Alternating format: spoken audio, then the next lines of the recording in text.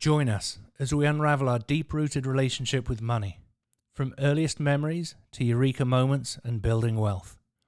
Birth to Net Worth, with me, Tristan Trenberth. Good afternoon and welcome to another edition of Birth to Net Worth. Today we have an amazing gentleman from New York, ex-pro snowboarder, went to Wall Street, HGTV presenter, and turned into public speaker, author, and now, as he's known, the multiplier of money. Welcome, Chris Naugle. Thanks for joining us, Chris. Hey, thanks for having me on. What an honor. Of course. Well, Chris, give me a little bit of background before we get started. I've given you a little introduction, but share a little bit more about your past, where you've come from, and we'll get into the future once we get going shortly.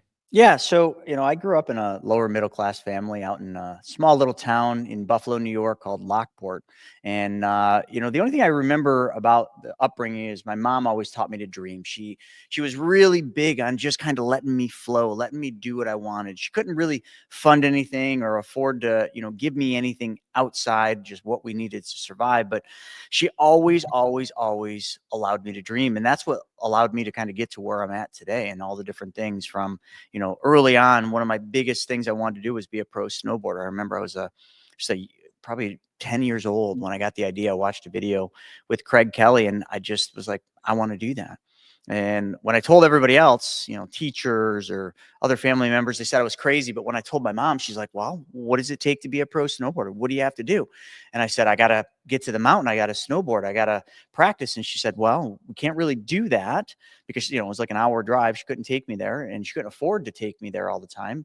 So we improvised, and there was, by where I grew up and by my school, there was a country club in a ravine. It was like literally an escarpment. And, when you look at it, it goes down pretty steep and there's sand traps. So what I learned is I can build a jump out of a sand trap, hike up to the top of this little ravine, drop in, go down in the sand trap, and it just made this perfect jump.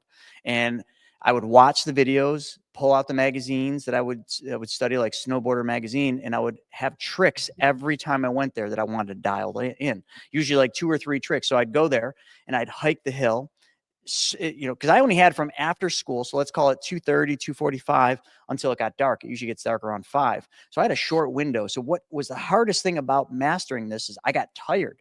And we were just talking about running. And I remember I would get so exhausted trying to learn these tricks. I'd hear the car horn beep. I'd run over there and I'd get home, I'd catch my wind, eat, I'd go out in the backyard, put these big boots on and run up and down the backyard to get like my wind there so that the next day when I went to the little ravine, I could run up the hill instead of just walking. And I did this over and over. And then this summer I got a trampoline. That was my birthday present. And I went out there, taped the edges of my snowboard, and I bounced on that thing for hours. If any of you have never bounced on a trampoline for any period of time, you will know it is one of the most taxing things to your lungs, and it just takes everything out of you. Now strap a snowboard on and try doing that. And I got in such good shape I could bounce on that trampoline with a snowboard, doing backflips and all sorts of tricks for probably hours without even getting tired. And those are just a couple of the things about growing up. But since the name of the show is Birth of Net Worth, I want to talk just about one particular story with Mom. And, one of the things that I watched, and this is one of my most vivid memories when it comes to money, and probably my first memory.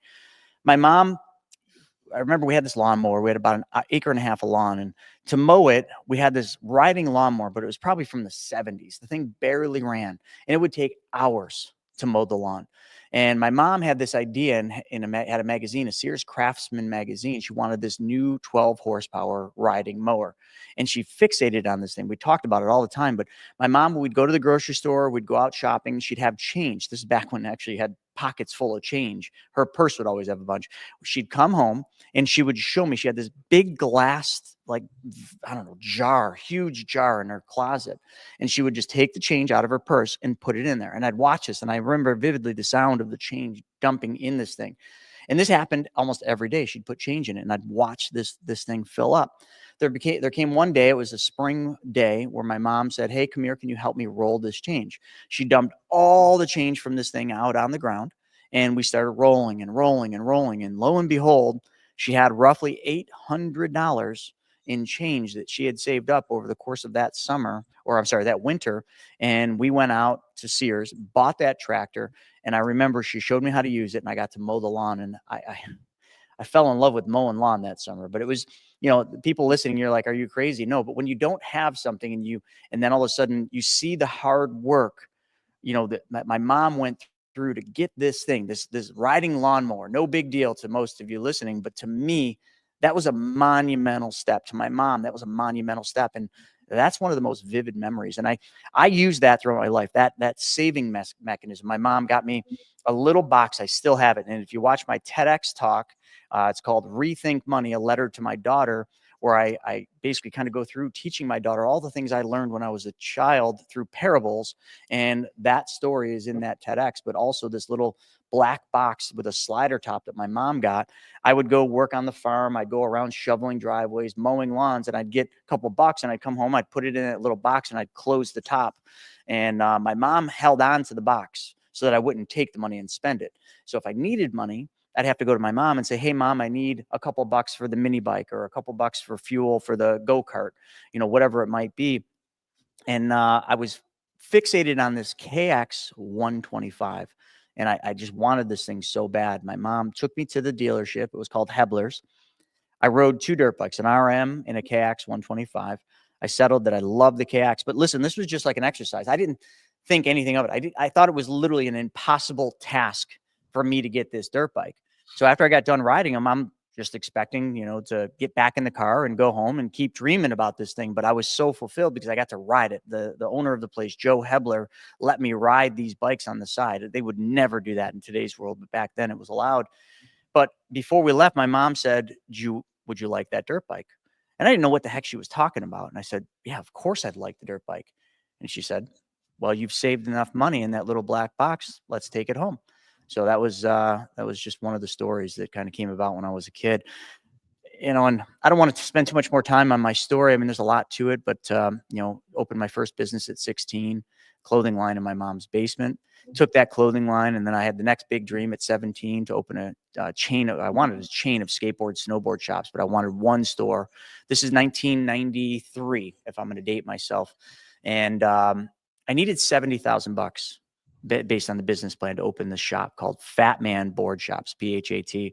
And I went around to every bank, went around to everybody in my family trying to get money. And everybody told me I was crazy, kind of like that movie, Kid, you'll shoot your eye out, but more, Kid, you'll lose all the money. And I found a bank that would give me a loan, but they needed collateral. So I said to them, now remember, I had a KX 125. I said, what is collateral? They told me, and I said, oh, yeah, I've got this KX 125. I've got a Buick Skyhawks I was driving at this time, and I got a wicked baseball card collection. What do you say? And they said, no, kid, we're thinking more like a piece of property or something with, significant value. So when I told my mom this, I thought it was over. I thought, this is it. I'm never going to be able to do this. But my mom put her house, our house, on the line, the same house she lives in today. It's a 2-bedroom. It's a little more than it was, but back then it was a 700 square foot 2-bedroom house, and she put it up for collateral so that I could open that store. We opened Fat Man Board Shop in the Lockport Mall, November of 1994. And that transitioned into just one of the greatest periods of time in my life, where I was a pro snowboarder. I owned skateboard, snowboard shops. I expanded those shops, and everything was like a fairy tale until the first recession, which was the .com recession, where I needed to get a job because I couldn't keep going. I was going to lose the shop. I was going to lose everything. So put my resume out, and that's where the story of Wall Street comes in. And in the intro, you had mentioned Wall Street. So I spent 16 years as a high-level financial advisor in the Wall Street world. Home office was 51 Madison in New York. I live in Buffalo, New York. So I would hop a plane, go there for meetings and stuff, but do mostly the business in Buffalo. I did that for a long time while I was still a pro snowboarder while that period was going on. So I wore a suit during the day, and weekends I'd have a beanie and all my snowboard gear on. Still had my shops. So I was still doing everything. I was juggling a lot. And then things were going pretty decent. I started getting into real estate in 2006. 2007, I bought a strip mall, a dilapidated paint store that I was going to convert into a strip mall. In 2008, took me down hardcore. 2008, the Great Recession brought me to my knees. I thought I was going to go bankrupt. This is the first time where literally I'm like, it's over. I'm not a quitter, but like this is the first time I threw the towel in. And I remember I came home one night, my girlfriend, who's now my wife, Larissa, had just moved into my house at that time. And I said to her, I said, I'm going to go bankrupt. I'm going to lose everything. And I said, is there any way you can help me pay the mortgage, help me pay the utilities? And I'm going to move 2 people into our house. I'm going to move Pete into that bedroom and Jessica into the bedroom upstairs. And lo and behold, she actually did. She stuck with me and helped me through. That's the reason I didn't go bankrupt in 08. That transitioned into 09 through 14, where I bought apartment buildings. That's all I did in 09 to 14, bought apartment buildings, lost them all in 2014, had to sell every one of them. And that's where the flipping business kicked off. Again, I'm still a financial advisor at this time, but I had sold Fat Man, the board shop, in 2010. It's still open today. And then I sold the strip mall in 2014 to kind of fuel the next phase, which was flipping houses, which led to the TV show, which aired on HGTV in 2018. And a lot more, happened, but I think we'll get into some of this stuff. But some unique things happened with that TV show, and we didn't go on to series, which literally that door slammed in my face. But that door also prompted me to leave Wall Street because I couldn't do the TV show and be a financial advisor. So I decided to sell the practice, the financial advisory practice, to chase this dream of being a TV show star. And then HGTV, after we aired 6 times, they were bought by Discovery, and Discovery shut down all new shows. So I didn't know what to do. I was kind of like burned the boats. And that's what led me down the path I'm on now. I started learning about the infinite banking concepts. I started using it. And then now today I'm known as America's #1 money mentor. And we run the largest IBC shop, infinite banking concepts shop, in the country. And that's all we do is teach people how to take back control of their money. What a great introduction. Thank you so much, Chris. That took us through most of your life and career.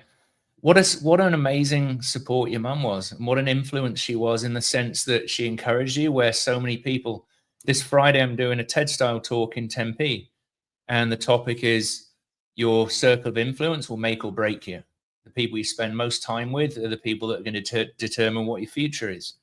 And, had your mum been one of those people that you mentioned, yeah, you shouldn't do that, you shouldn't take a risk, where would you be now? I don't think we'd be talking to each other right now. And having that from your very, very early days, even just with the mower, the discipline of, and I could hear the money clanking in the empty jar and it getting thicker and thicker as it fills up. And, counting that sort of money, we used to do it in gallon whiskey bottles or that type of stuff. And, just the time going through that process. And we know that it takes time. That taught you patience. It taught you the discipline. And obviously she encouraged you when you had the black box to put your money in there, which may have been dollar bills rather than pennies and nickels, to bring you down the same road to, wow, you can afford this motorcycle because you worked hard and you're not really paying attention. And we come back to the compounding effect, whether it's running or money. You didn't realize what had built up in there because you didn't pay attention to it. You were just consistently looking at the lead flow, not the cash reserves. And I think that's where a lot of people get lost in business, is looking at what's in the bank and not focusing on the next opportunity coming along to put more money in the bank, and continuing on the pipeline side of things will keep the cash flowing. So hey, I want to make a comment on that. I think another big thing, and I kind of didn't want to spend too much time on my story, but in there, I don't know if you picked up on it, folks, but there was a point where, I was basically kind of getting ready to transition out of the shops. I had nowhere to go. It was during the .com crash, and that's when I entered Wall Street. So I didn't care at that point if my business failed, because I just had nothing left, right? It was kind of just like, all right, I gave it to my employees. I said, you guys, run this. I got to go off and I got to make money to be able to live. And they did. But what it forced me to do is something I just got to tell you, as an entrepreneur, I don't know if I could have done this without this exterior force happening. And I truly am a very faithful person, very faithful man. And I believe this happened for a reason, as everything does. But when I went to Wall Street, it forced me not to work in the business, because before that, in my shops, I was there every single day. I could grip a skateboard better than everybody. I could fold shirts better than everybody. I could assemble a snowboard better than everybody. I could tune a board better than everybody. I was the master of everything in my domain, and I didn't think anybody was capable of doing it as good as me. Now, all of a sudden, I'm putting a suit on. I'm going to the office at 7 in the morning. I'm not showing up to the shop. So I thought things were just going to be completely, they thought they were just going to fall apart because I wasn't working in the business. That's the lesson. I wasn't working in the business. I was working on the business. So when I was in Wall Street, when I wasn't on calls or doing paperwork, what I was doing is I was focusing on what events could we do. Maybe we should do a snowboard team, a skateboard team. Maybe we should create a video division. And my team was so excited about all these different things. We were having a lot of fun and the business flourished. It literally did better than it ever had when I was working in it because I was working on it. And I don't think a lot of entrepreneurs and business owners ever get to that point. I think that's a key thing. I mean, from 2019, reading Rich Dad, Poor Dad and the Cash Flow Quadrant, absolutely, I can relate that to the S and myself is the delegation, the outsourcing of those things, which may not be our key skill. We don't realize it because we're stuck in the blinkers of I need to do everything myself. I'm the only one that will do it properly. When even if somebody's got 60% of the skills but are coachable, that's when you got the opportunity to bring them in. And when they have the enthusiasm and the vision that we have clear, then it's a lot easier. And letting go is the big grown-up step to do, is letting go of those things. And I've even got a teaching tool which is like a pyramid. We're on the top of the pyramid. The horizontal is the time and the vertical is the income. We want to be spending as little time as we can on work and outsourcing the thing that takes us personally the longest time with the least return of money. So that way, if we go through the pyramid step by step and start outsourcing those things, which you obviously did, in the sense that everyone was excited about doing these different things, you were reviewing and working on the business, you were in your most efficient and you were in flow. 100%. You couldn't have said it any better. So absolutely, this is about your story. So feel free to embellish and walk through everything that you want to share with us if a topic comes up, and feel free to flow. This is the show. So I'm good at doing that. Well, I'm sure we'll catch our stride a couple of times. Yeah. So for the younger people watching, you've just shared an amazing piece of knowledge, which is sort of the delegation, the outsourcing, just to sort of wrap it in a nutshell. What other things did you learn in your younger days? Getting capital together to start those shops was a challenge. What was it that enabled you to put the business models together? We say about self-made millionaires, nobody's really self-made if they do it in the true sense. There's always support around us, whether it's your mum encouraging you, whether it's a friend or a family member or a banker that helps you put a business plan together. How would you look to advise people on putting those early ideas together when they maybe don't have the track record? I know that in real estate, I'm no spring chicken, but I collaborated with like Chris Bizzle on my first flip. That then gave me a track record, leveraging somebody else's experience to go in and get hard money, these sort of things. In the realm of starting any business, what would you advise the younger generation to do? Yeah, I'm going to go back to another part of my life. I think it's just the easiest way for me to tell it. So this is back when I was in high school. So I started working, at a very young age, just odds and ends jobs. But I worked on a farm at 14, which is how I afforded, I was big into dirt bikes and four-wheelers. And that's how I actually got to the farm. I would ride my dirt bike, and that's what paid for fuel and just anything else, I don't know, whatever a 14-year-old, wanted to do. But I kind of graduated out of the farm and I started a job. And it was like my first real job. I was 16 years old. I remember I had bought my first car. It was a 1986 Buick Skyhawk, two-tone, because it had been hit. So it was two different colors, blue. And I was working at this restaurant. I was so excited about it. And I moved up from, I think I was dishwasher, and then I moved up to prep cook, which was like an increase in pay. I don't remember what we made back then, $4, $5 an hour. So the problem with this job was the owner of the business treated everybody horribly, and especially me. Remember, I'm a prep cook, and the owner's son sorry, the owner's son was a mean person. He was the cook. So I worked directly with him. So I took the grunt of everything every day I worked. And he would just play sick games with me and like send me to get something that wasn't where he said it was, have me running around. And when I come back, he just like scold me and then go and get it and be like, oh, it wasn't even where I told you, my mistake. But at that point, I was so beat down and degraded. And this went on day after day after day. And I just kept putting up with it. But when you're treated like that, it chips pieces away of you. And I lost all my confidence. Like I used to be pretty darn confident up to this point, and I had no confidence. I'm like, oh my God, if this is what the working world is like, that this is really my next phase. Like I can't do this. Like, so what I started doing, folks, is at school, there was things that I loved and there was things that I hated. But one of the things I loved is my art teacher, Mr. Mahalski.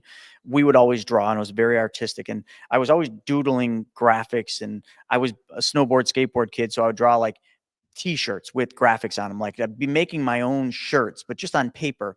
My art teacher noticed this, and he was the guy that printed T-shirts for the schools. So he would, after school, he had printing presses there, and he invited me into this thing. I can't remember what he called it, where I was printing shirts for all the school activities. And I remember he said to me one day, he said, you got all these great designs. Have you ever thought about like actually making shirts and selling them and starting a company? And I said, I'd never even thought about that, but that's a great idea. And I had kind of been familiar with this in the skateboard realm, like you see all the different shirts that I wanted growing up. And I'm like, yeah, that would be awesome. So I spent a whole bunch of time like drawing up catalogs and different designs, and had a friend, Chris Crenshaw, who I skated with, who did this. And I remember one day I came when I quit the job. So that bad boss, I quit one day, but I didn't just quit and not have a plan, because I didn't want to come home and disappoint mom and say, Mom, I just quit my first real job. So I actually had a plan. I came home that day I quit, kind of tail between my legs, saying, Mom, I just quit my job, but I've got this idea for this clothing line. It's going to be called Fat Clothing Company. Check the catalog out. Mr. Mahalski and I are going to print these shirts at school, and I'm going to sell them to all my friends in school. And then I'm going to get them to sell them to their friends. I'm going to take them to snowboard. I mean, I'm just a blender with its top off, just going off about this idea.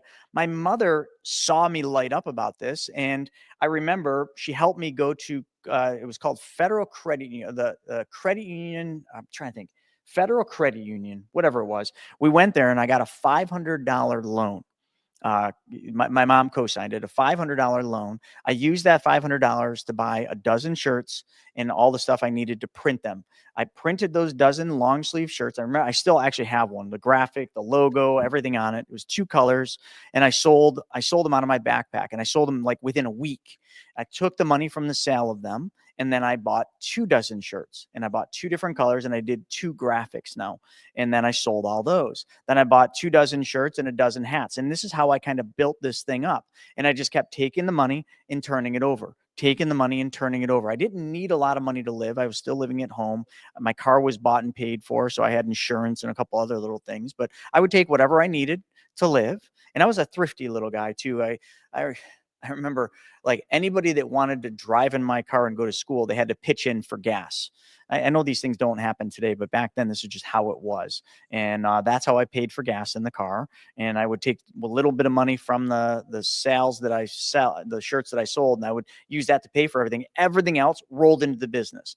And then I got the business to the point where now I was making multiple seasons of clothing, and I was selling that to my friends, and my friends were then selling it out of their backpack so they could earn a free hat or a free t-shirt. So I had this whole thing going on in the Lockport High School. But for all of you young, like, I want you to understand something. I didn't become an entrepreneur at this point because I wanted to be a millionaire. I didn't do it because I thought I was going to be filthy rich. I did it because I wanted to do something I loved, and because I just needed the money to get to the hill on the weekends to snowboard. That's all I cared about. I wasn't thinking, oh my gosh, I'm going to have a Lambo. I'm going to go get that Gucci thing. None of that even crossed my mind. Couldn't care less about any of that. When I had money from sales, I bought more product that I was going to resell. And this became the norm.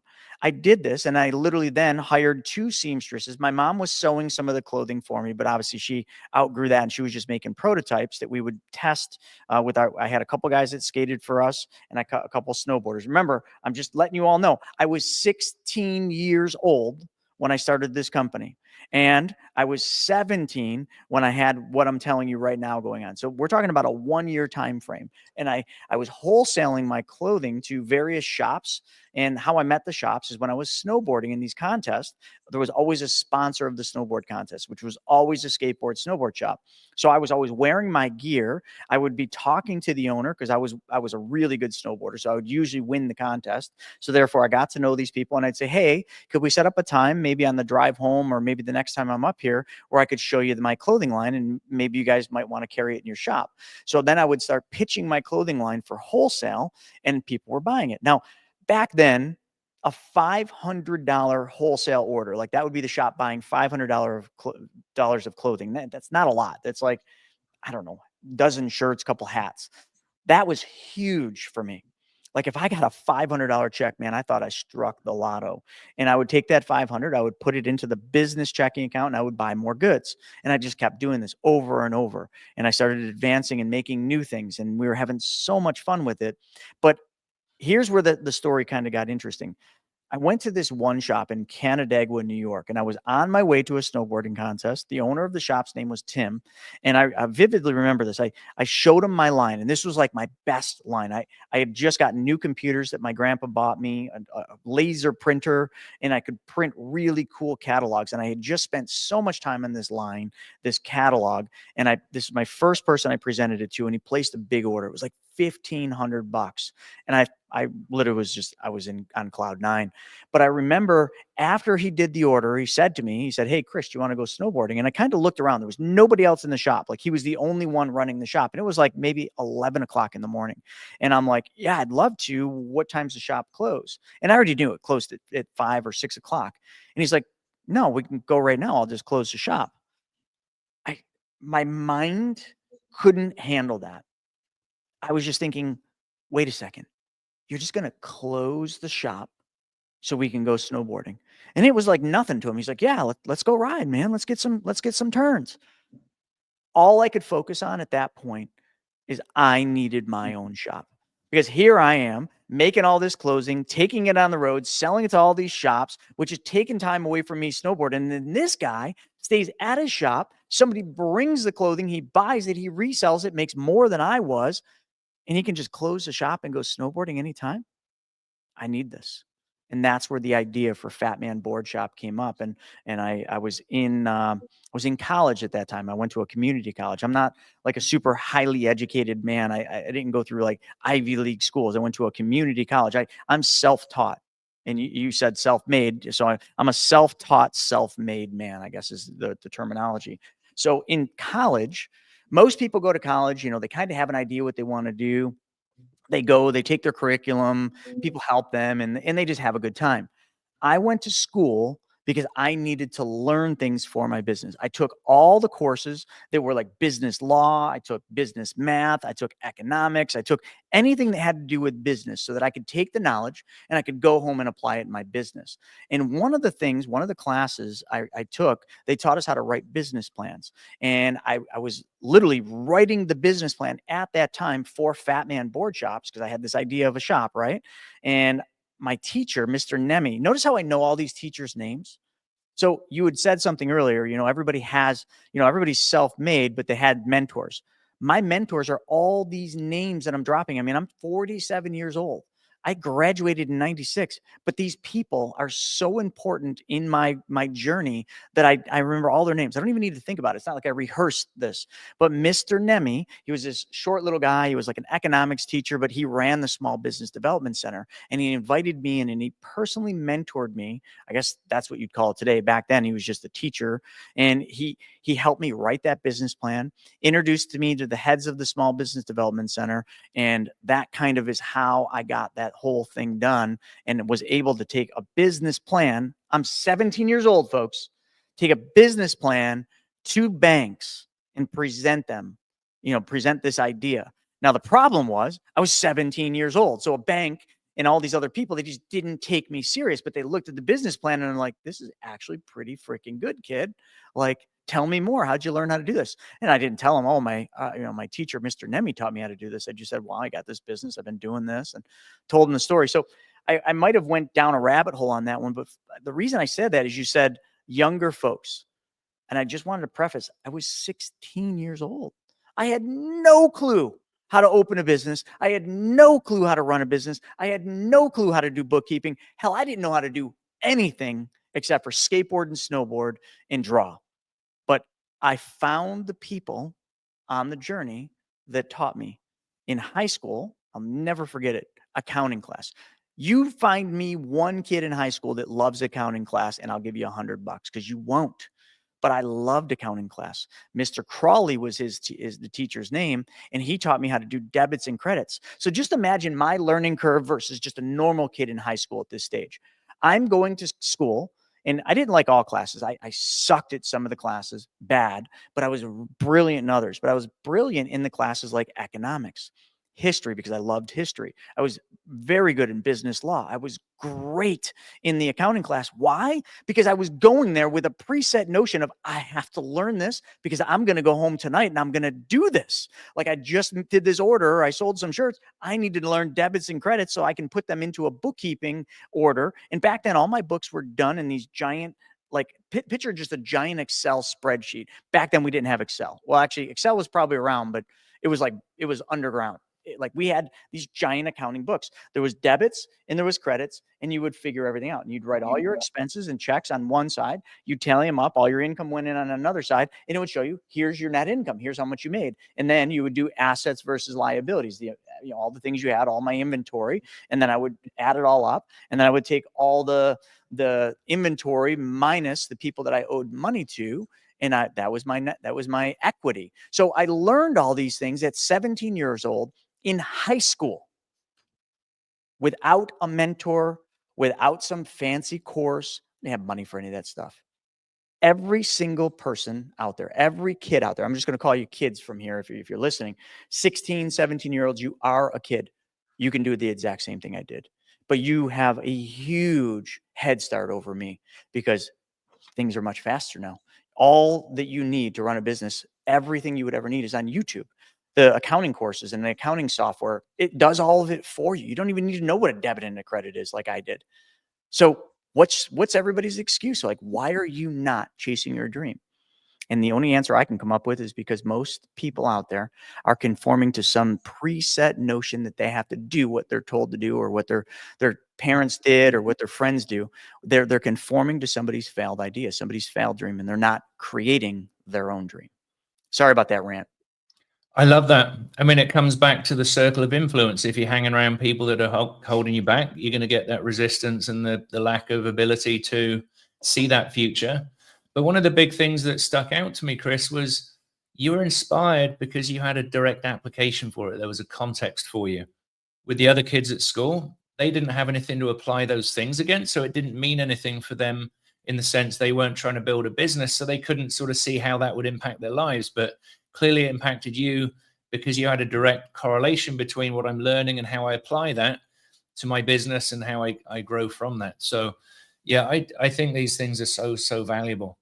I was going to say, yeah, I definitely relate to the hotel management. I did hotel management was my sort of college back in the day. And there was some great times and there were some terrible times as a training manager.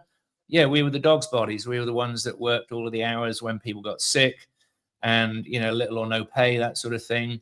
And I very much relate to that negativity that you see in the workplace. People have got egos. Again, it's a lot of insecurity in the workplace, and it comes back to that mindset of growth or fixed mindset. What else did I note here? So, but yeah, just also what lights you up. It lit you up because it was something that you were passionate about. It related to your pastime, and the fact that you could find a business that happened to be related to your pastime that bridged the gap, that allowed you to build the relationships by being a successful snowboarder and then work with the people that sold the products, and vice versa, that built your reputation with them. your credibility, and they wanted to deal with you because they knew your performance on there. That was how people would get to know the products that they may be selling for you, and everybody elevates each other in those situations. I'm sure there were some store owners that didn't elevate each other, but your memory of the store owner closing the store, it kind of reminded me of my conversation with Greg Hurling when he went and met his girlfriend's dad on the driveway at 2:00 in the afternoon on a Tuesday or Wednesday, story. whatever it was. It wasn't that there was a boat and a mansion. It was the fact that he was at home at 2:00 in the afternoon. And that was what inspired his life change. So that's what I want, is the freedom of life. So yeah, I know that's Greg's amazing. story well. And that is, you know, and it's kind of funny. You listen to these stories from whether it's my stories or Greg's stories or your stories. And it's like, you can almost, if you're like, when I'm listening to Greg and he's telling the story with detail, I envision that site, that mansion, the cars, the boat, but also the fact that this guy's home at 2:00. And then it just sets in when he says this, he's like, oh yeah, that's not the norm. Most people are in their office working, you know, they're at their job. They're not able to just be home enjoying all these things. But this guy had reached a level of success where literally he had the freedom of time. And that's what we relate to. But, you know, the other thing too that I was saying about, you know, creation versus conformity, you know, what Greg did at that point is he decided, I'm going to create a life that emulates and mimics what this guy's life is. What is the path? And he had his mentor. This guy was his mentor, that he was going to find out, how did you do this? But so many people, and this is a huge pet peeve of mine, is when I do an event and people come up and they say these words, and I want to know what you think of this. Can I pick your mind? When I hear that, instantly I shut down. I don't want to talk to you anymore. I don't want you to pick my mind. That feels awful. Just so everybody knows, if you're listening, never say that to somebody, whether they're successful or not successful. You're not there to pick their mind. You might have a question for them, but what really fires me up is when someone comes up to me out of the blue and they say, you know, your story really motivated me. How can I serve you? Like, what can I do to help you? Now, typically on a fly, I can't think of something. Like, and if Greg said that to that guy, you know, let's say Greg was with that guy and he said, hey, can I pick your mind? How did you get here? That's not a good talk. That's not a good intro. That's not going to get you where you want. But let's say Greg went to that guy and said, hey, listen, I love what you've done. And I love the fact that you've created this freedom. How can I help you? What can I do that would serve you? Is there anything I can help you, any problem I can help you solve? I mean, you know, you've got time, but what could I do that would help you do more? You know, and then all of a sudden you put that person on, you know, the spot. And now they got to think of something. Most people are going to say, well, I can't think of anything now, but you know what? They'll never forget that, because there will be something they'll need. Like for me, the biggest thing I don't have today is time. And it's a struggle within. I'm not that guy where I'm home at 2:00, and it's not because I can't be financially. It's because I'm chasing some huge things and I'm working on some big things, and it sucks my time, and I'm on the road traveling. So if someone came up and said, what can I do? How can I serve you? The first thing that comes to my mind is, how can this person help me buy back some of my time? Mm. But if they ask to get paid, they've ruined it. So think of this. If you were Greg standing in that driveway and you wanted to know how this guy did it and you wanted to learn and you offered to solve his problem and you expected nothing in return except for learning. You wanted to be a fly on the wall to see how this worked. What would your life look like? Well, I mean, just watch the episode with Greg Hurling, or, you know, listen to what I'm saying, because it's always the same. You have to solve somebody's problem. And when you do, your problem gets solved. Yeah, absolutely. Picking your brain, it feels intrusive. Terrible.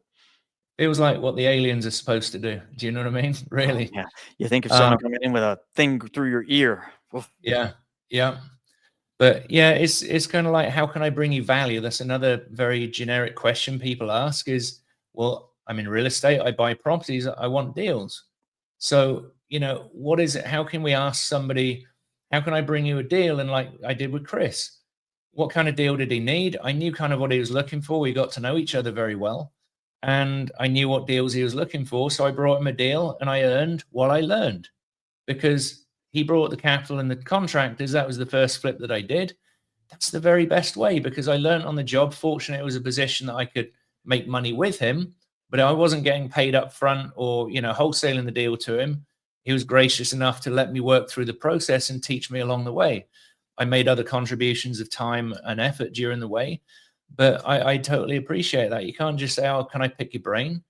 It's just, well, that feels uncomfortable. And what gain is there unselfishly for me to justify providing time to you at no cost? Bingo. If it's, I want to bring you value and learn what deals you're looking for, whether it's referrals for life insurance, infinite banking, whether it's a real estate deal or a multifamily property. Hey, I've got this deal. I need a partner on it. Is this something you or one of your team might be able to look at with me, to share with me if I'm seeing what you need to see, and that we could maybe partner on it if it's something that would work for you? And, I'm willing to give up the farm to learn the process because I want to do it over and over again. Most likely, I'm going to give that equity to somebody in that situation, as long as they're putting effort in along the way. If they're not, if they're just learning, pay them a finder's fee, not a problem. But it really is, picking your brain it just makes me cringe, really. Yeah, me too.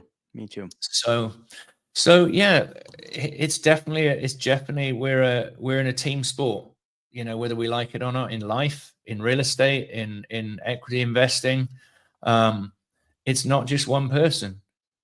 At what stage past your business plans and so forth, you gave the business to your employees, and hopefully they still own the business, it sounds like, is that right? No, I sold the business after the Great Recession when I was on my knees. I sold it to a family that I snowboarded against their kids. So they had two kids, Robbie and Frank.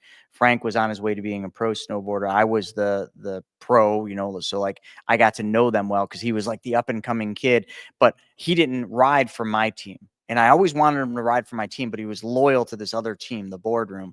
And we'd always be competing. I got to know his parents really well because they were very active on the hill. And I don't remember how the conversation started. I think word got out that I was looking to sell, because I was going to my competitors and I was talking to them. Hey, if you guys are interested, and you want to have a discussion, I'm thinking I might want to sell the business. And I was having those discussions, and Bob, the father of Frank and Rob, kind of was in this loop.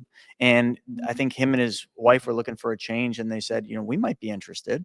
And the one reason I gave them a shot is because I knew that they had kids that snowboard. So it kind of was close to the heart. The other company I was talking about that wanted to buy my shop was a Canadian company that was looking to bring operations into the US, but I knew they would have paid me more money than what I ended up selling it for. So that was one good thing. But I knew for a fact they would have just taken my business, absorbed it into theirs, destroyed everything I created, destroyed the culture, destroyed everything I'd worked all those years. I don't even know how many years it was. I mean, 94 till 2010. So somebody can do the math, but I knew that they just wanted to have one less competitor in the market and absorb my client base, my customer base. And I didn't want that. So I got talking with this family, ended up striking a deal, ended up holding paper on the deal because I had to get payments from them, which they paid every single payment to me, but I made the deal work for them. I took a little less money than I would have, but the business is still owned and operated, rider owned and operated. Frankie went on to be a professional snowboarder for Jones and Volcom and a couple other companies. He is very well known in the industry, and now he's the one who runs the shop. He just had his first child, him and his wife. So it's like a family owned and operated shop, and they're still doing well. And anybody that wants to look up the shop, you can kind of track it. It's very easy. It's Fatman, Phatman board shops, if you kind of want to get a little glimpse of that history and what it is today. So what a legacy, right? I can't say that I could pass it on to my daughter, but it's just such a legacy to know that I created that thing. Fantastic. Well, let's come forward a few years to infinite banking. That's been a huge, part of my life in the last couple of years, and certainly yours. Tell me how you discovered it and what got you. Yeah. So it's an interesting story how it got started. So remember I said I was getting into real estate. We were getting into flipping houses. When we're getting into flipping houses, we had to borrow money for some of these flips. And you mentioned Greg Hurling. So back then I had met Greg Hurling and Mike. I'm not going to use Mike's last name, but I met these two guys at a real estate convention. Greg had been lending me money. Greg then introduced me to Mike because Mike and Greg lent me money on my deals. So I'm in Utah snowboarding at Brighton and the Bird. And I had remembered Mike lived there. So prior to going out there, I had called Mike and I said, hey, Mike, I got a deal that I'd like to show you, but I'm going to be in Utah these dates. Is there a chance we can meet up when I'm there? And, it'd be nice to catch up. And he said, sure, meet me at Cheesecake Factory, downtown Salt Lake, which I did.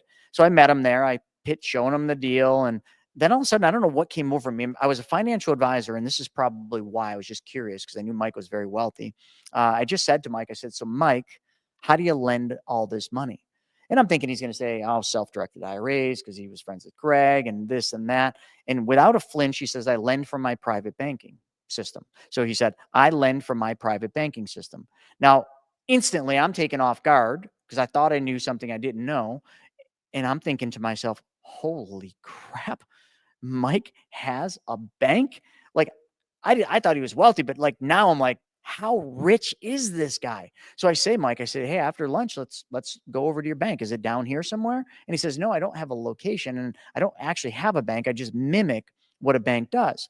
And I'm curious now. So now my brain as a financial advisor is trying to figure out what this is and fill some boxes in, right? That's how we work. As a financial advisor, especially I'd been doing it 14 years, you think you pretty much know everything there is out there. So what I'm trying to do at this point is now close the gap on what is this private banking thing Mike's doing. So Mike starts telling me about it, doesn't tell me what it is, but starts telling me, I changed where my money went first. I don't put it in banks. I put it in this other place, which I don't know if he had told me what it was or not, but I'll get to that in a second. And he said, this place pays me guaranteed interest on my money. Now, instantly, I'm like, guaranteed interest for how long? And he says, for my entire life. Now, that instantly took all my belief and threw it out the window because I didn't know any place you could put money where you could get a guaranteed interest rate that stays the same for the rest of your life. Every guaranteed interest rate has a floating rate. Okay. And that's actually what it was called in Wall Street, floating rate. And then he says, then I also get dividends every year. So, okay, I'm thinking, what pays dividends? Companies, stocks, mutual funds. And he said, the interest in the dividends pay to me tax free. So I never pay tax on any of the interest and dividends. So the box that first opens up is this must be a Roth, but I'm like, he makes too much money to have a Roth. So I'm like, can't be a Roth. So now all these boxes that I was like thinking are just going to be check, check, check. None of them were checking. I couldn't understand what the heck this thing was. But then he drops a bomb on me. He says, and Chris, when you bring a deal to me, here's how it works. So I asked him, how does it work? He said, you bring a deal and I lend money to you, but I take a loan from my bank and I give the money to you. And then you pay me 15% interest and I take the interest you give me and I put it back in the place where the money came from, which is repaying the loan. But here's the kicker. Remember I said I get guaranteed interest and dividends, tax-free. When I take the money out and give it to you, let's say 100,000, just for numbers, this isn't what it was, but if he put 100,000 in his private bank and he took 100,000 as a loan out to give to me, what would all of you think is left in his private bank, right? If he started with 100 and he gave me 100, what's left? Zero, because you're thinking like a regular bank or any other account we're used to. But he tells me I still have $100,000 in my account earning guaranteed interest plus dividends in a tax-free environment. While I gave you the 100,000 and you now pay me 15%. So he said, Chris, I earn uninterrupted compounding interest effectively in every transaction that I lend money on. I'm making money twice on the same dollar. I was floored. I was like, oh my gosh, what did I just find out? Because if I can figure out what this thing is, because in my mind, I wanted a thing. We all want to buy a widget that does all this, right? We're like, where's this thing? And I'm like, I need to know what this thing is because I can go sell this to my clients and make millions of dollars. That's the first thing that came across my mind. And then I ask him, I say, so Mike, what is it? And he says, well, it's a process first, but he says what it is, it's a specially designed and engineered whole life insurance policy from a mutually owned company that pays dividends. Dead silence. I was in Cheesecake Factory, so clearly it wasn't silent, but I heard nothing because what he just said was complete opposite of everything I would have ever in my wildest imagination dreamt that this thing was. Because to me, as a financial advisor, Whole Life was the worst place you could put your money. And Whole Life, no way would do these things that Mike just said. And I kind of questioned him on it. I don't remember how I said it because it was a while ago, but he basically stopped me and he said, Chris, if it doesn't work that way, how have I been doing it? And I said, Mike, teach me how to do this. Like, I've never heard of this. This is crazy. And he said, I can't. I learned how from this guy, Brent. And I said, well, give me Brent's number, darn it. So he gave me Brent's number on the drive home from Cheesecake Factory, drive back to the hotel from Cheesecake Factory. I called Brent and I was like a blender with its top off, rattling off everything Mike just said. Brent stops me abruptly, like mid-sentence, and says, have you watched the 90-minute video?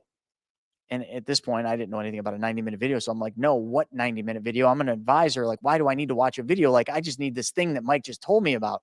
And he says, I'm going to stop the call. I'm going to send you the video. When you watch the 90-minute video, call me back and we'll book a call. I wasn't excited at all. I was actually kind of put back. I'm like, all these years as an advisor, and this guy tells me I got to watch a 90-minute video. So, but I reluctantly, on that Sunday, when I got back in my house, I took a big cup of coffee down Sunday morning and I clicked play on that video. And all I can tell you is 90 minutes went by like it was 5 minutes. I had 4 pages of notes, and I swear to you, this is the closest I've ever come to literally thinking I found the Holy Grail, because I saw something in that video that changed everything. It changed the way I think. It changed everything I knew about money. And all I had done is watch the video, but that video unveiled the secret that I was looking for. I immediately told Brent, I got a call with Brent. Brent invited me and my wife out to Mexico. He was putting an event on. We sat in the front row. I started my first specially designed and engineered whole life policy right there. I started applying it to this process called the infinite banking concepts, which is a process, not a product. And I started doing what Mike had told me, but I didn't do it with lending money at first. I did it to pay off debt. And then I paid off cars, and I've never stopped. So, when I said earlier, a lot of my success was because of dreaming, consistency, and persistency. The success path for what I'm talking about here, because there's a lot of imagination for the infinite banking concept, but a lot of the success people have with infinite banking is sheerly by consistent and persistent action. I learned something and I apply it just as I learned it. And that's all I've done, is kept doing the same thing over and over again, mastering the skill, getting better and better at it, learning other ways to apply this process. And that's got me where I'm at. I love it. That's an incredible story. And yeah, Brent's been on my radar for quite some time through your business, I believe, through Chris. Mm-hmm. So that's incredible. So a lot of people have heard about infinite banking. I like the way that you describe it as a process, not a product. Can you give us a little overview that's not 90 minutes, that just kind of Yes. outlines how we've got an overview of the whole life side of things? How does the process kind of roughly work, so it gives the people an idea? And I'm sure we can send them a 90-minute video or some of your content to kind of take a look. The 90-minute video, we still have it, and it's on my website, it's on my YouTube channel. Like, it's a mandatory. Like, nobody talks to me or my team unless they've watched the 90-minute video. But what I want to do here is, some of you are going to be listening to this, some of you are going to be watching this. So I'm going to do both. I'm going to do visuals, and I'm also going to kind of talk through what I'm doing, because the infinite banking concept, the process I'm about to teach you, is very simple. But what's not simple is this process is 180 degrees different than what you've been taught about money. It is the opposite of everything you've been shown about money. And that's why it's difficult for people, because in theory, it's all you're doing is you're mimicking what a bank does every single day. You're reversing the order of what a bank does, and you are becoming the bank, which effectively, if you become the bank, you take back control of your money and you take back the banking functions in your life. So let me kind of give you the I don't know how long it'll take me, 2 to 3 minutes. So the first step we have to understand is all of us go out there and we make money. So I'm holding a I don't know, a couple bucks in my hand here. We all go out and we earn money in one way or the other. And when we get this money, we have been taught and conditioned to conform with what our predecessors have done or what everybody else has done. I don't know, predecessor is wrong word. And we take this money and we put it into somebody else's bank. And then from there, the bank takes our money and makes it work for them. They take our money, they lend it out at a higher interest rate than what they're paying us. So just imagine this, you deposit money in a really good bank that pays you a good interest rate. They're paying you maybe 3% today at the most. And if you go back to that bank for a car loan, how much are they going to charge you for a car loan? It's about 7% now. So they're paying you 3 and they're charging 7. They're making what? A spread, making a couple point spread in the middle. So they're making that spread and they really didn't do anything because it's not their money. They didn't work for the money you did. You just gave them control of your money. Just let that sink in for a second and think of like if anyone, when you were opening a bank account, said that, if you went into the bank and you said, I want to open a bank account, and you said, how does this work? And they said, okay, what you're going to do is you're going to go out and work your ass off and you're going to make money. Then you're going to take the money you just worked your butt off and you're going to bring it into us and you're going to give us control of your money. When you give us control of your money, we're going to pay you a couple % interest on the money, or some banks would say, we're not going to pay you anything on your money. But then what we're going to do, Mr. Client, is we're going to take your hard-earned money and we're going to make it go to work for us. And we're going to send that money out to work. We're going to lend it out and we're going to make a whole bunch of money. How much money, you would ask them? Well, we're going to make 400 to 1,300% more than you do on the money that you just worked for. What do you say? You want to make a deposit in this bank? But that's not what they say to you, but that's exactly what they do. Like, go to BauerFinancial.com. That will show you that there's not a bank in this country that makes less than 400 to 1,300%. So now that you understand how backwards that is, but I just told you what you do every single day, but you never thought of it that way. And now you want to become the bank. So what you got to do is you got to take that hard-earned money and think of how much money you save every month, right? Because we're not going to take all your money and change where it goes. We're going to just take the amount you save. So out of the money you make, you're going to take the money that would normally go into the bank and then go back out of the bank in bills. And we're going to keep some of the money in a savings account. I want you to think of that, right? This is your savings. Now, what we're going to do the infinite banking concept is we're going to change where your savings goes first. I'm holding like $110 in my pocket or my hand. This is my savings. I change one thing. This money now does not go into their bank because now we know how their bank is going to use our money. This money goes into a specially designed and engineered whole life insurance policy from a mutually owned company. Now, that whole life insurance company is going to pay me guaranteed interest, and it's in a contract. They're going to pay me dividends each year, which are not guaranteed, but they've never missed one ever. And I'm going to earn that guaranteed, and I'm going to also earn that every single year, and it's going to compound. So now, are we doing better than the bank? And I'll give you some numbers too. Let's say the bank pays you 3.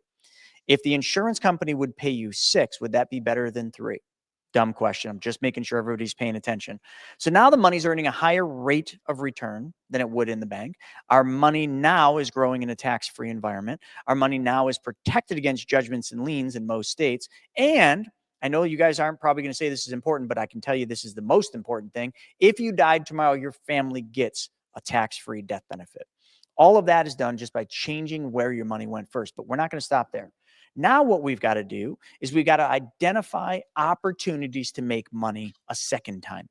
Because you're never going to get rich by saving money. I've never met a single billionaire or multimillionaire in my life that got wealthy or became a billionaire because they saved money. That was a starting point. It was the first step, the first law, but it is not the final destination because you can't get wealthy putting money in a whole life policy. I'm just telling you, it's just a better place to put your money than a bank account. So now we got to find a place where that money can go to work a second time. So I always tell people, and this is one of the most important things everybody listening or watching this needs to pay attention to. The fastest way to build wealth is through your own debts and expenses. Let me explain. Think of your bills that you pay every month, your loans that you have out there, your credit cards you have out there. Every month you make a payment to these credit card companies, these car loans, okay, these mortgages. You make these payments every month. You don't even think about it. What is the interest rate on those loans? Credit cards are about 20%. So let's start there, okay? Because how many of you would love to make 20% on your money with zero risk and you didn't have to work any harder or any longer? Everybody. There's not a single person that would say, no, I don't want to earn 20% on my money. So listen, here's how you do it. You change where the money goes first. You put it into that specially designed whole life. Immediately in the first 30 days, when your account is opened and funded, what we're going to do is we're going to go to the insurance company and we're going to take a loan from the insurance company, because the insurance company's got our money. So let's just, let's call it $1,000. We put $1,000 into the whole life. And now we've got a credit card over here that we owe $100 to. Okay. Let's just keep numbers that way. So we got $1,000 in our account, in our whole life. And we have a credit card that we owe $100 to. We're paying $10 a month to them, and they're charging us 20% interest. Everybody's got the math. So we take a $100 loan from the insurance company. We pay off Visa. So now we no longer owe Visa $10 a month. But where did the money come from? The money came from that whole life, but let's change the way we think. The money came from our banking system. We started this whole life to create a banking system.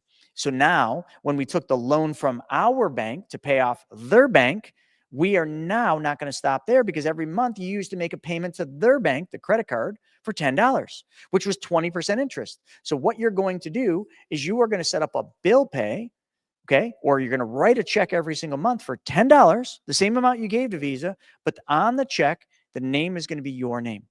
And you're going to have that money come back around and go right back into the whole life where the money came from. So all we did, folks, think about it this way. If you're listening, the money started on the left side of a circle. So picture a circle in your head. The money was changed. We put it into this whole life, which is the left side of the circle. We immediately in the first 30 days, take the money out of the whole life as a loan to pay off the debt, the Visa. So the money went around the top part of the circle. We paid off Visa. Now we take the $10 we used to give to Visa, which represents a 20% interest rate, and we pay that $10 back to the policy as a loan repayment. So think, money went around the top part of the circle, hit the opportunity, which was the Visa being paid off. Went around the bottom part of the circle, which is the recycling and recapturing of the money you were giving away, which represented 20% interest.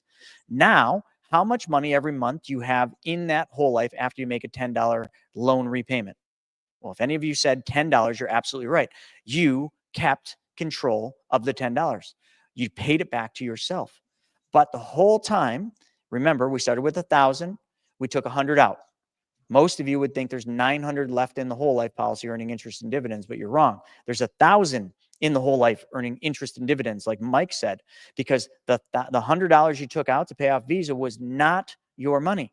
The insurance company loaned you $100 and they took it from their general account. They then collateralized that loan with your $1,000 or $100 of your 1,000. So now there's no risk to the insurance company, because if you don't pay them back, then they've got your money and they're going to take their $100 back. But here's where people kind of lose me. So pay attention.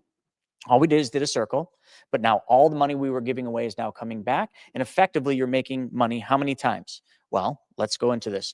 If your policy was paying you 6%, which not all companies pay 6%, but we do have companies that pay more than 6%. So I'm just going to use 6% as an example. Okay. If they pay you 6% and the insurance company charges you 5% simple interest to borrow the money from the insurance company, are you not doing the same thing that a bank did?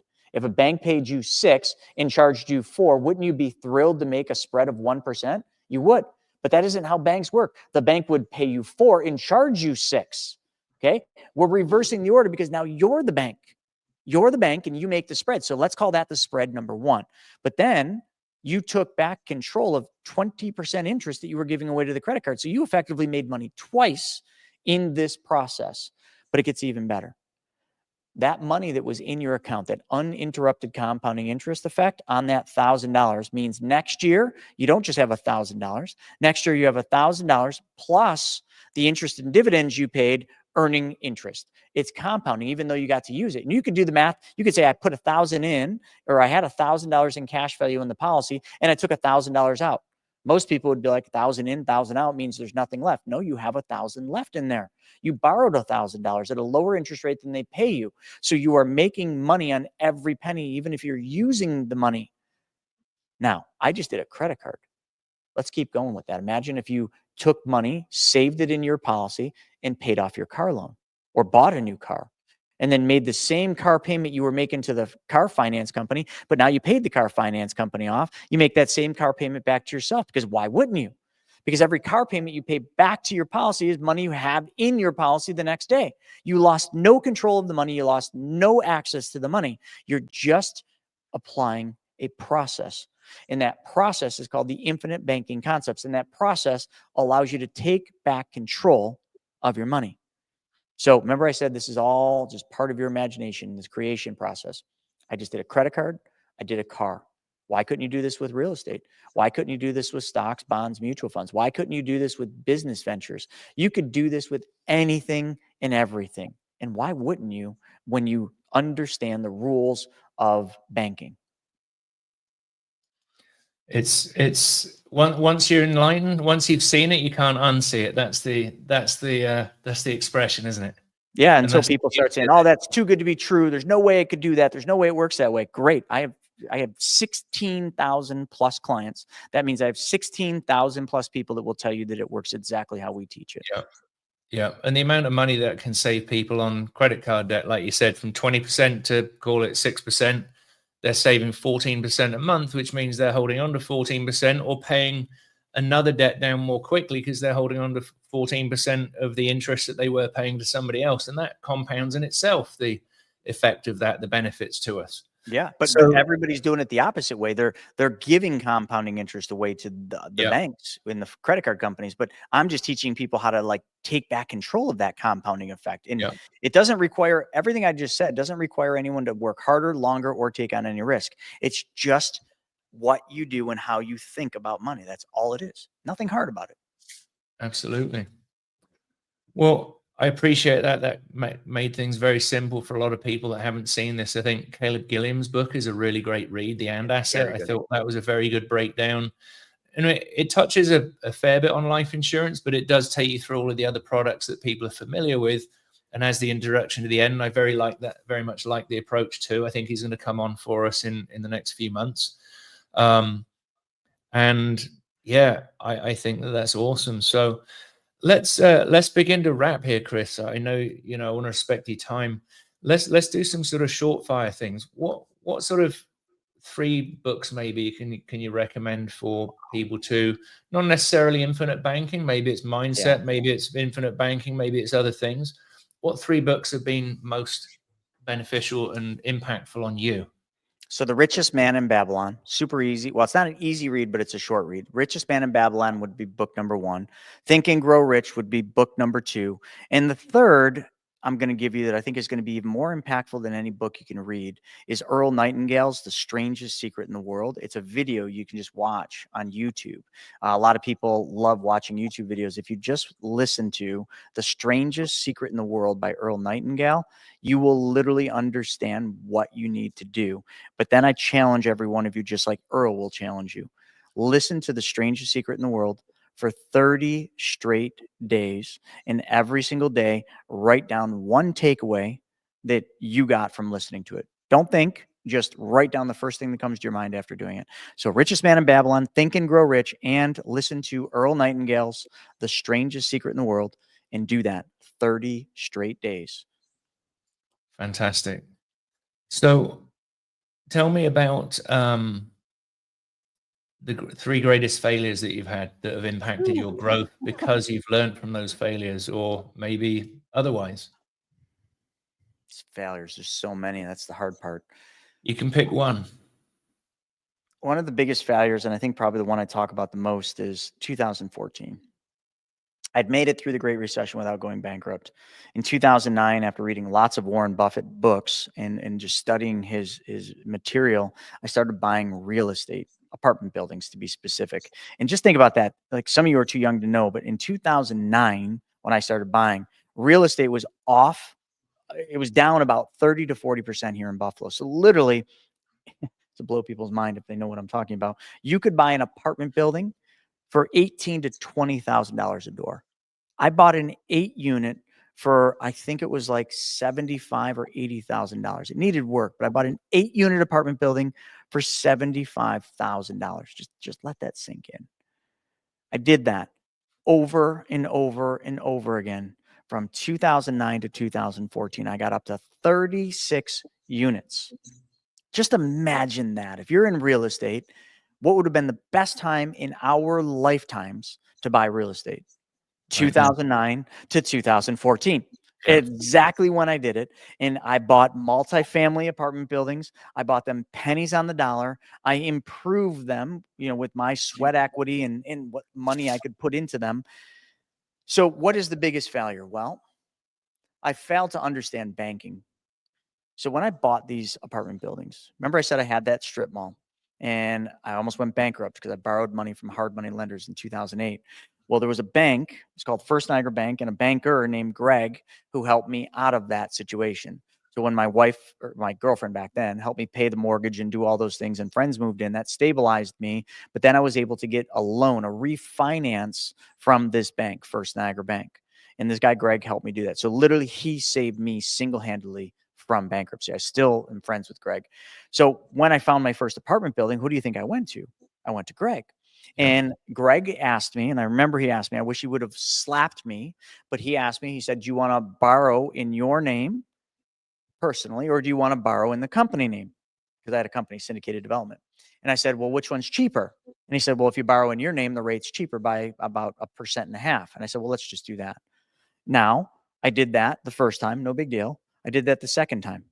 I did that third time, fourth, fifth, up to 36 units. I borrowed and took mortgages out in my personal name until I got to the 37th door.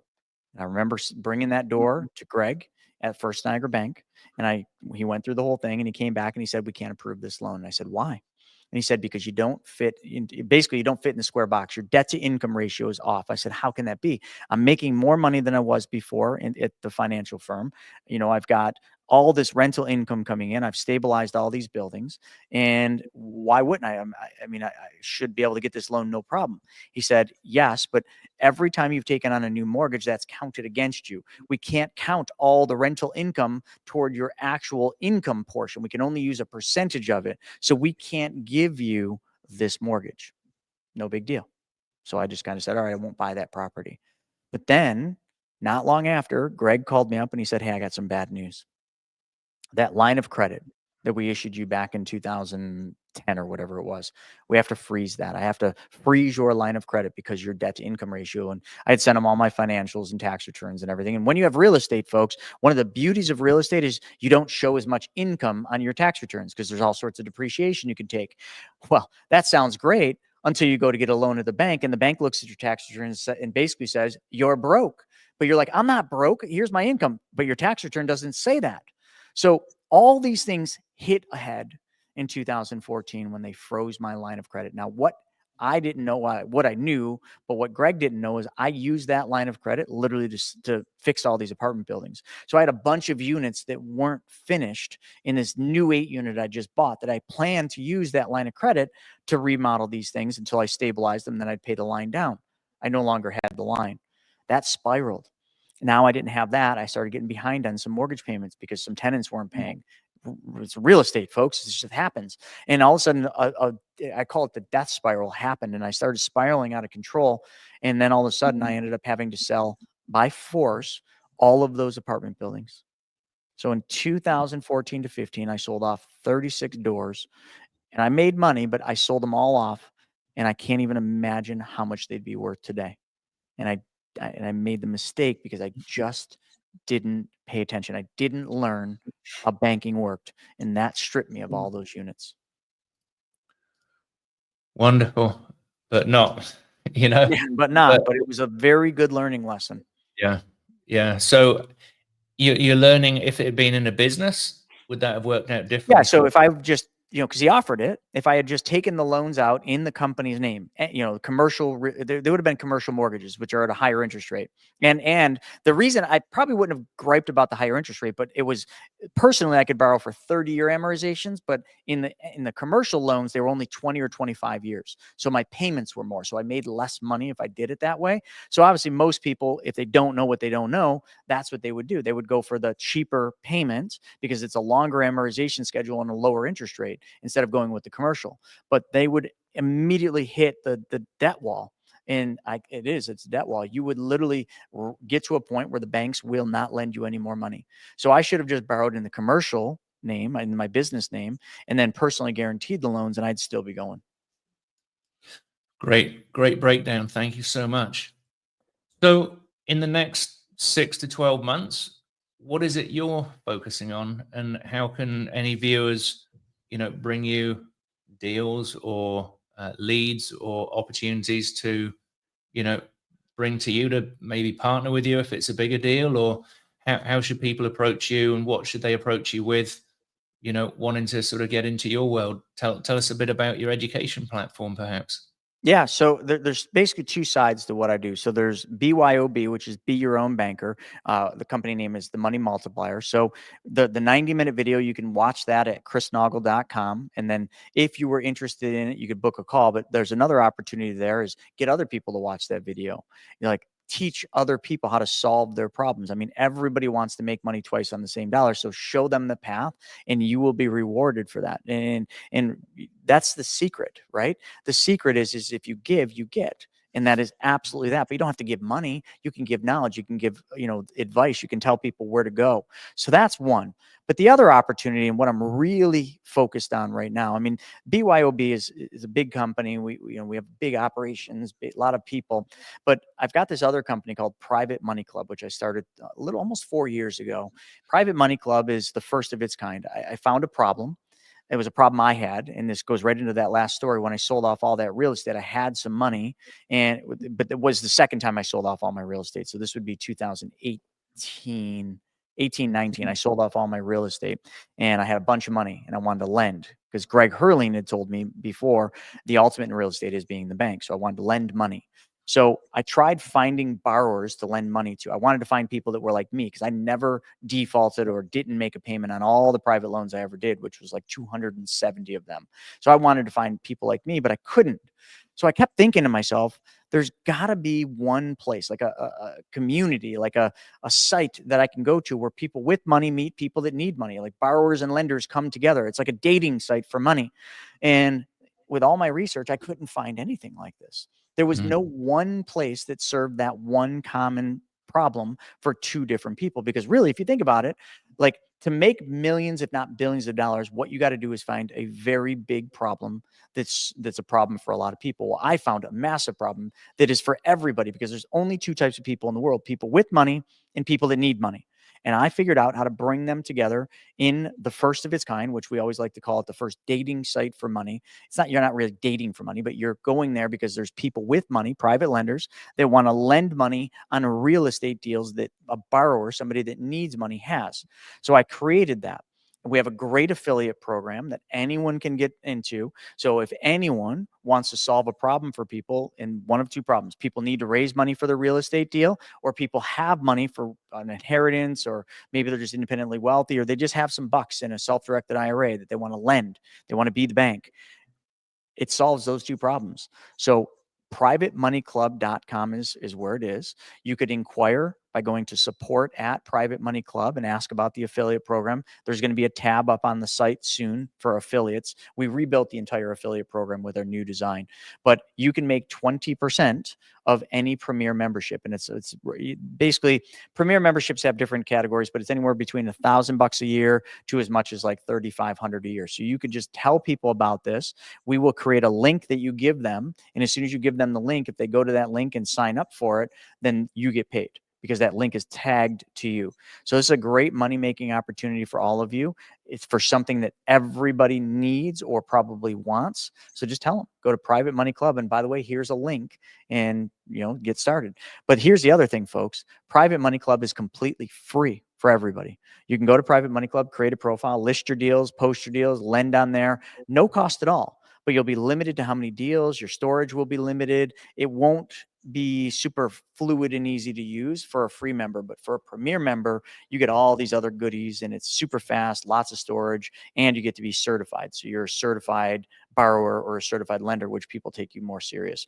And that's the biggest thing I'm working on now. Brilliant. I think that's an amazing tool for people. I've just seen so many sketchy situations out there with people. I lent 20 grand. One of my lessons in the last couple of years was doing a $20,000 loan in third position on a flip. And third. Woo! Yeah. Sorry. That was the lesson learned, and no personal guarantee. But also, I found after it being or close to it being foreclosed, is that he had sold his personal property previous, and it was a friend of mine who runs Cap Fund One. They were the first position lender. They weren't in a position to negotiate.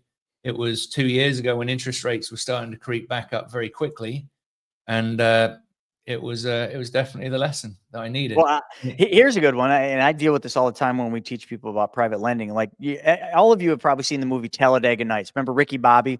Remember Ricky Bobby's dad came to school that day. He was drunk or high or whatever it was, and he gets thrown out. And when he gets thrown out, Ricky's like all upset, and his dad turns back and gives him the best advice ever for real estate lending.